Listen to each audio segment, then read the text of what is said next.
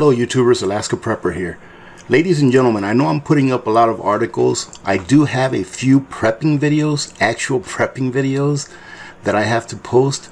However, there's just so much news right now that I feel compelled to share this with you.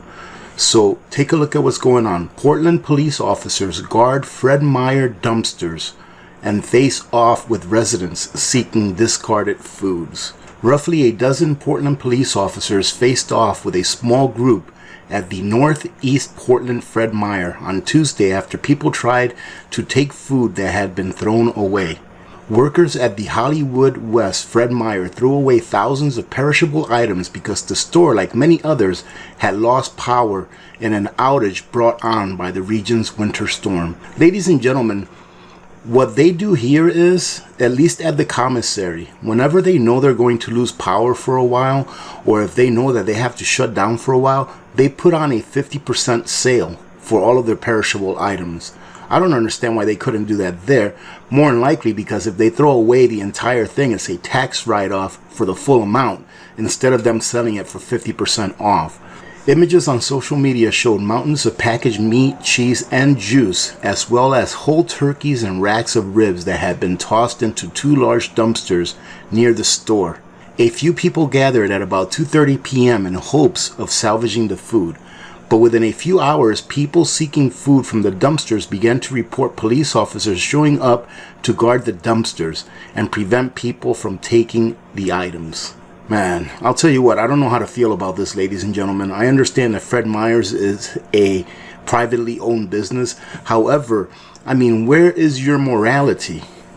I understand also that there is somewhat of a liability. If they throw that food away in their dumpster and someone goes in there and grabs it and gets sick from it, I think they could probably sue Fred Meyer's. So I'm not sure what a good solution would be. Actually, I know of a perfect solution. Just be prepped. If you prepare, you don't have to worry about this. But then again, some of the people that were doing this may be people that just don't have any preps because they didn't have the forethought and don't have the cash to go out and buy food now because they're in destitute, you know, as many Americans are. A resident of the neighborhood said employees were guarding the dumpsters when they showed up to get some of the discarded food.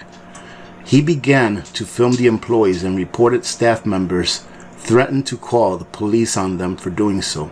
The store manager called the police shortly thereafter, and then he said that he began live streaming the interaction on Instagram. After that, other people started showing up and asking them, "Why are you guys guarding the dumpster?" He said that about 15 people eventually gathered in an attempt to collect food. At this point, a dozen officers arrived at the scene. One officer wasn't wearing a mask and refused to put one on until a supervisor arrived and brought him one. Oh my goodness. This is tragic, really. I'm laughing, but it's in all reality tragic. I think we are turning into a third world country if we are not already one. We have infrastructure that can't put up with storms. You know, this country spends all of this money, you know, that they print up to take us to war and let our bridges, let our dams, let our roads, you know, let all of our infrastructure just go to waste and rot. Simonis said they took out their press badges and went closer to take photos of the officers who were standing in front of the bins of food. Now, Simonis is just a, you know, citizen journalist. I'm just interacting with officers and trying to get their information, and then they say, "We are going to arrest you if you don't leave," and threaten me with trespassing. Simonis says that he was just documenting the police and not what was in the dumpster. He says he wasn't going over there, and the police got the store manager to threaten him with trespassing. He goes on to say that the people that were there were not there for selfish reasons. They were there to get food to distribute to hungry people around the city. There are mutual aid groups that have been helping people at warming centers because the city doesn't have enough resources to feed them. And that there, ladies and gentlemen, is the key takeaway of this article. Because the city doesn't have enough resources to feed them. I'll say it again, ladies and gentlemen, if you've never heard me say it before. But if you think that your government is going to take care of you during hard times, you better think again. Because unless there's something in it for them, you're not getting anything. He goes on to say, none of this makes sense to me except through the lens of severely ingrained policing and a culture of disrespect for humanity and dignity.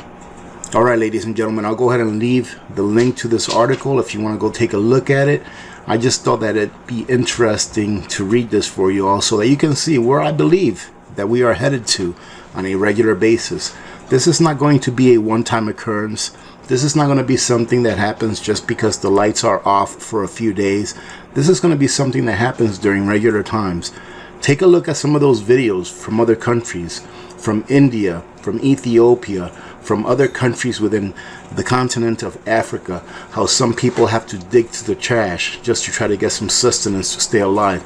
Take a look at a few videos from Venezuela, you know, where people are literally digging through the trash on a daily basis, just trying to get something that will provide them with calories. And that is why you need to be prepared. Having said that, I hope you have a good day. Remember to be good to each other. When good people do good things happen. Remember to reach one, teach one, and repeat. If we all did this, the world would be a better place, and you know that it will be a better place. Many blessings to all of you and your families. This is The Last Prepper. I'm out.